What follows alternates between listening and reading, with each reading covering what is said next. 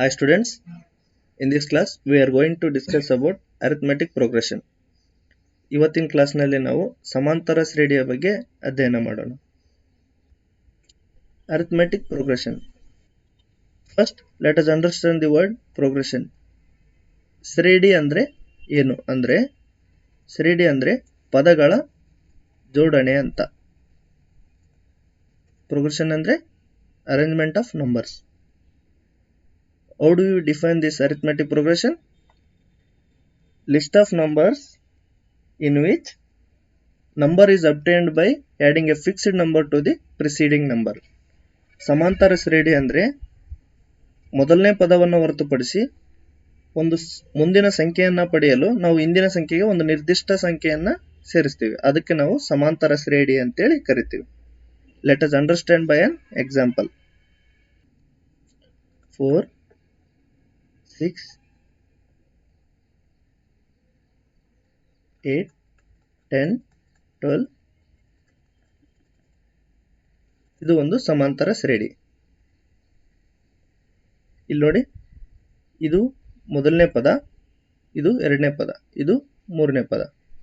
ಈ ಮೊದಲನೇ ಪದ ಮತ್ತು ಎರಡನೇ ಪದದ ಮಧ್ಯೆ ಇರತಕ್ಕಂಥ ಡಿಫರೆನ್ಸ್ 2. ಈ ಎರಡನೇ ಪದ ಮತ್ತು ಮೂರನೇ ಪದದ ಮಧ್ಯೆ ಇರತಕ್ಕಂಥ ಡಿಫರೆನ್ಸ್ 2.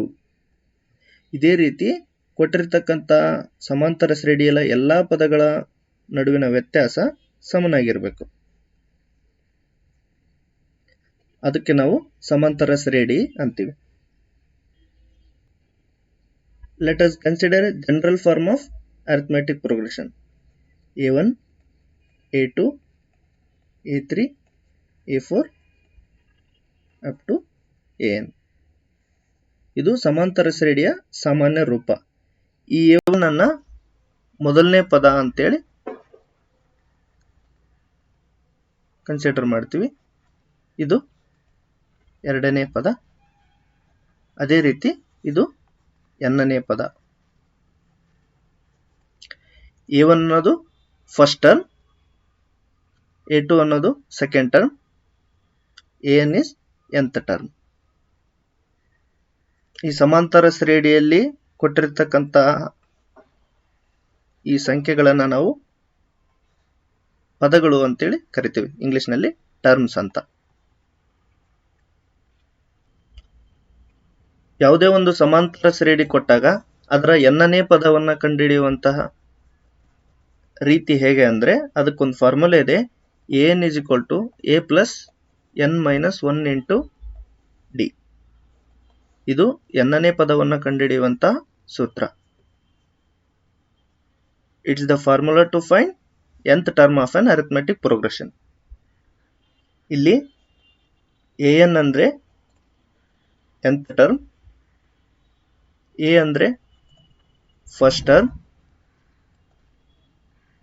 n ಅಂದ್ರೆ ನಂಬರ್ ಆಫ್ ಟರ್ಮ್ಸ್, D ಅಂದ್ರೆ ಕಾಮನ್ ಡಿಫರೆನ್ಸ್.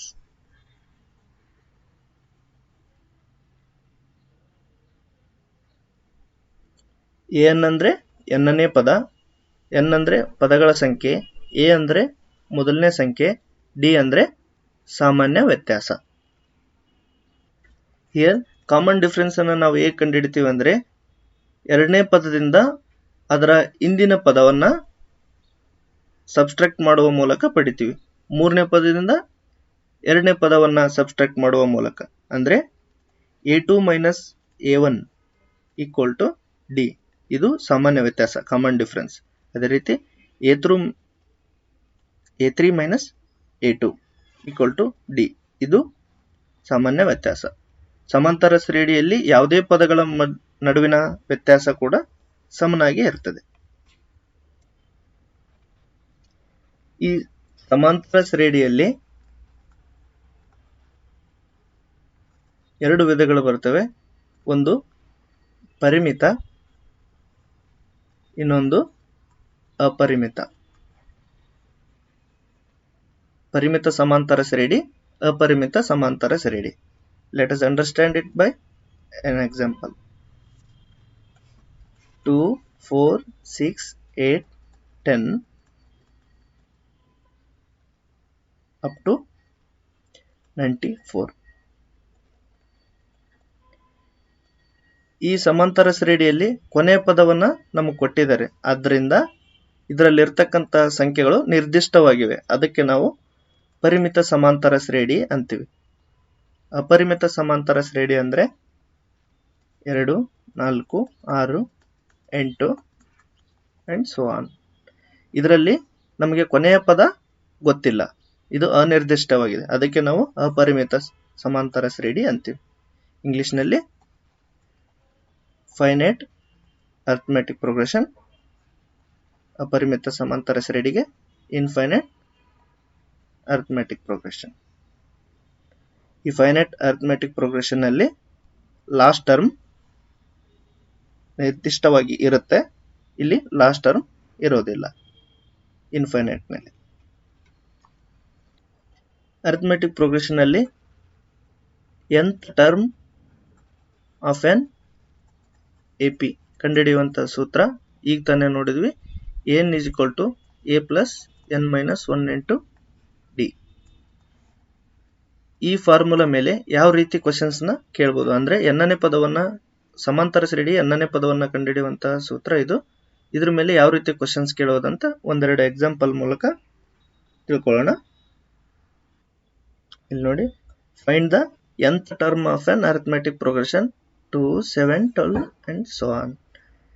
ಇದರಲ್ಲಿ we know the general form of arithmetic progression.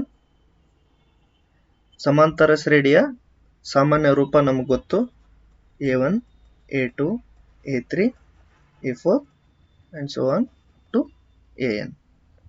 ಇಲ್ಲಿ ಕ್ವಶನ್ ಕೇಳಿರೋದೇನು, ಈ ಸಮಾಂತರ ಶ್ರೇಣಿಯ ಎನ್ನನೇ ಪದವನ್ನ ಕಂಡುಹಿಡಿಯಿರಿ ಅಂತೇಳಿ.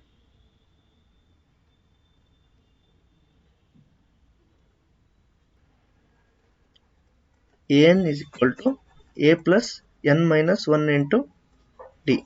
ಇದು ಫಾರ್ಮುಲಾ. ಇದರಲ್ಲಿ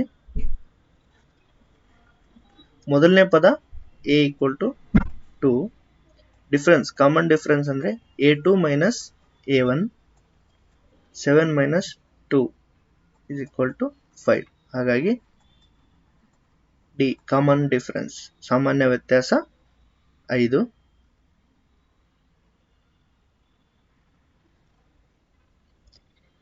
an is equal to a ಅಂದ್ರೆ 2 plus n minus 1 into d ಅಂದ್ರೆ ಕಾಮನ್ ಡಿಫರೆನ್ಸ್ 5. ಇದು ಕೊಟ್ಟಿರತಕ್ಕಂಥ ಸಮಾಂತರ ಶ್ರೇಣಿಯ n ಪದವನ್ನ ಕಂಡುಹಿಡಿಯುವಂತಹ ಸೂತ್ರ. ಸಪೋಸ್ ಅವ್ರು ಏನಾದ್ರೆ ಈ n ಇರುವಂತಹ ಜಾಗದಲ್ಲಿ ಫೈಂಡ್ ದ 10th ಟರ್ಮ್ ಅಂತ ಕೇಳಿದ್ರೆ, ಇಲ್ಲಿ a10 is equal to 2 plus n ಇದ್ದಲ್ಲಿ 10 ಅನ್ನು ಸಬ್ಸ್ಟಿಟ್ಯೂಟ್ ಮಾಡಬೇಕು. 10 minus 1 into 5. 2 plus 10 minus 1 ಅಂದ್ರೆ 9. 2 plus 9 5 is 45. a10 is equal to 47.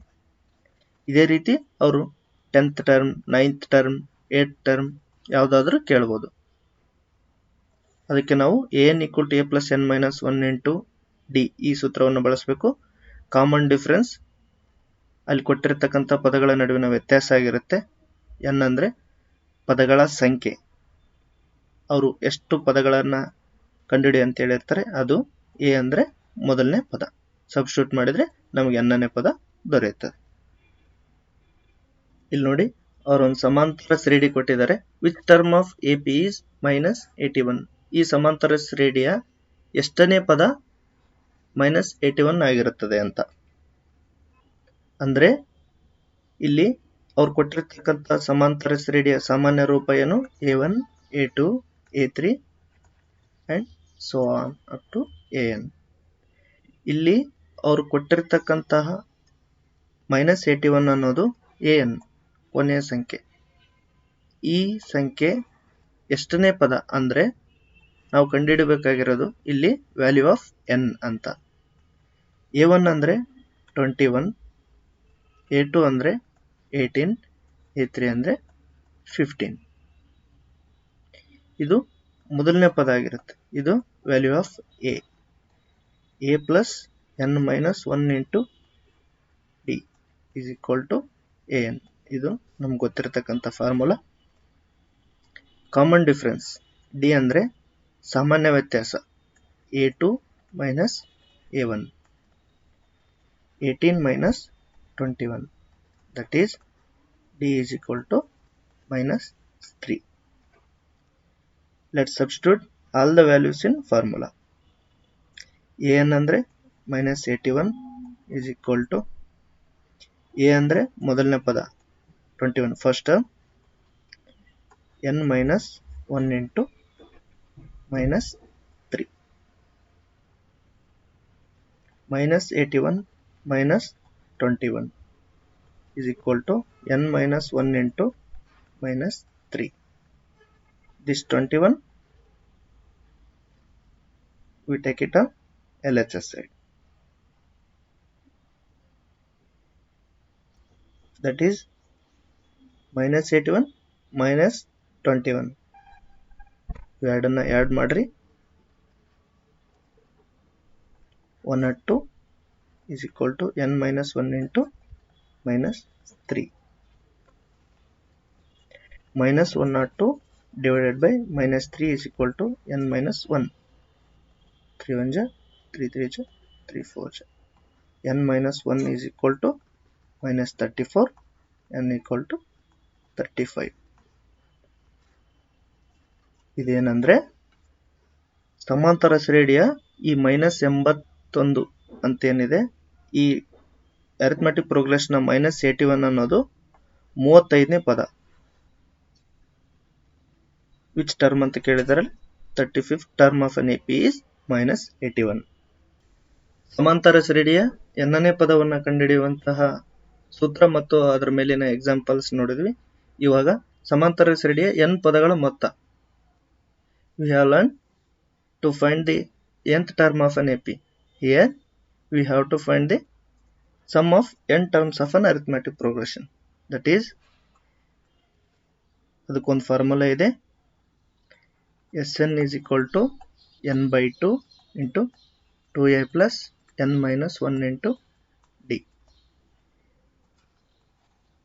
ಇದು ಸಮಾಂತರ ಶ್ರೇಣಿಯ n ಪದಗಳ ಮೊತ್ತವನ್ನು ಕಂಡುಹಿಡಿಯುವಂತ ಸೂತ್ರ.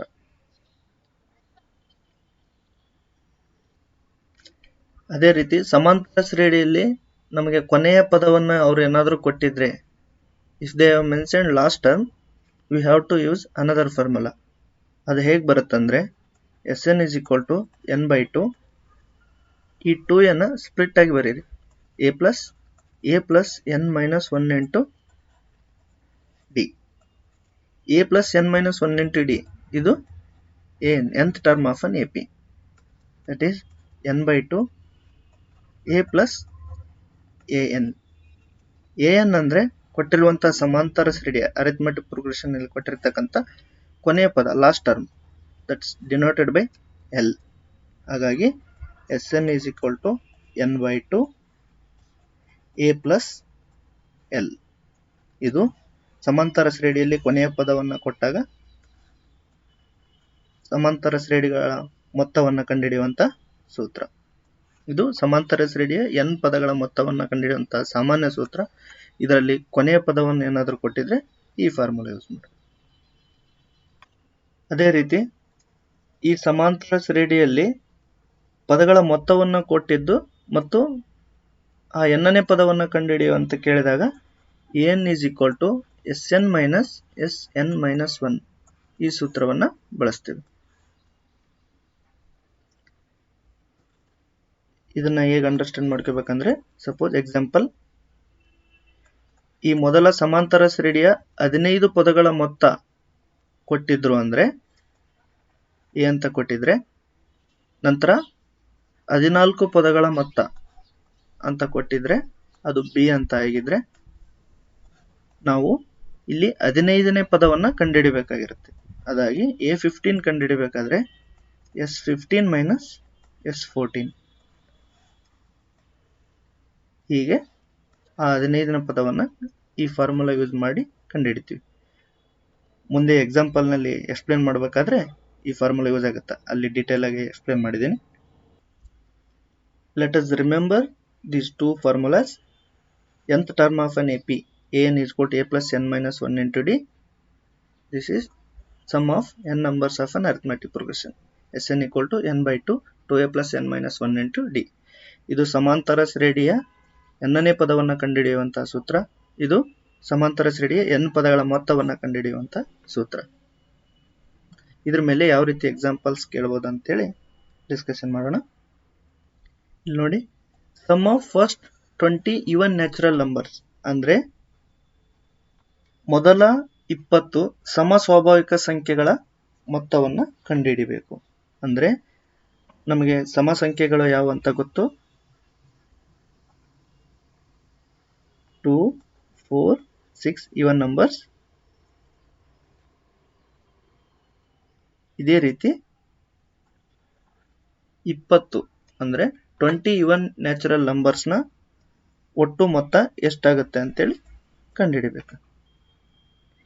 Here a is equal to 2, common difference d equal to 4 minus 2 is equal to 2. ಎಷ್ಟು ಸಂಖ್ಯೆಗಳನ್ನು ಕಂಡುಹಿಡಿಬೇಕಂದ್ರೆ n is equal to 20. ಈ a, d ಮತ್ತು n ಈ ಎಲ್ಲಾ ಡೇಟಾಗಳನ್ನು ಈ SN ಫಾರ್ಮುಲಾದಲ್ಲಿ ಹಾಕಿದ್ರೆ ನಮಗೆ ಮೊದಲನೇ 20 ಸಮ ಸ್ವಾಭಾವಿಕ ಸಂಖ್ಯೆಗಳ ಮೊತ್ತ ದೊರೆಯುತ್ತದೆ. S20 is equal to n ಅಂದ್ರೆ 20, n by 2.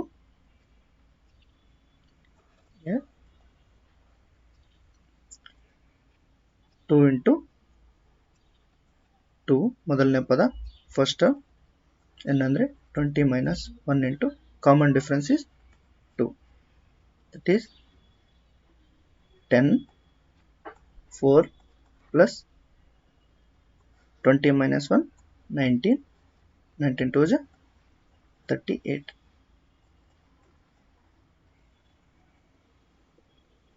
10 into 38 plus 4, 42. That is S20 is equal to 420. ಈ ಕೊಟ್ಟಿರ್ತಕ್ಕಂಥ ಕ್ವಶನ್ ನಲ್ಲಿ 20 ಸಮ ಸ್ವಾಭಾವಿಕ ಸಂಖ್ಯೆಗಳ ಮೊತ್ತ 420 ಆಗಿರುತ್ತದೆ. ಅಂದ್ರೆ 2, 4, 6 ಇದೇ ರೀತಿ 20 ಸಂಖ್ಯೆಗಳನ್ನು ಬರಿತಾ ಹೋಗಿ ಅವುಗಳನ್ನೆಲ್ಲ ಕೂಡಿದ್ರೆ ಅದರ ಮೊತ್ತ 420 ಬರುತ್ತೆ.